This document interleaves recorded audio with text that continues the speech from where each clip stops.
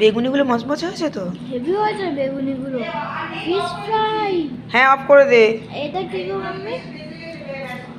হ্যাঁ, এটা হচ্ছে তোর শিম আর বিন করাই সিদ্ধ। এই সিদ্ধ করে আলু মাখার মতো লঙ্কা দিয়ে মেখেছি।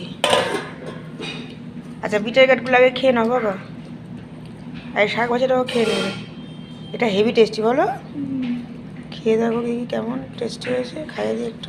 হ্যাঁ করো। কেমন? সেটা ভালো হয়নি? হ্যাঁ, মজমচে মজমচে পুরো বেগুনি মজমচে তো। হ্যাঁ। বেগুনি খাবি তো? তুই বেগুনি খাবি একটু? খা না, ওখানে আছে, খেয়ে নে। এক পিস খেয়ে দেখ।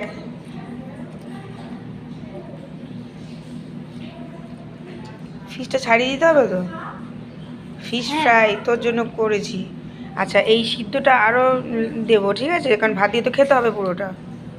ওকে, অনেকটা করেছি, দেখেছি তো সিদ্ধটা। খেয়ে নাও, হামাম করে খেয়ে নাও। আমি দেখো তোমাকে বেগুনি করে দিলাম, তাহলে বাইরে থেকে খাওয়ার তো কোনো দরকার নেই, নর্মালভাবেই করেছি বাড়িতে।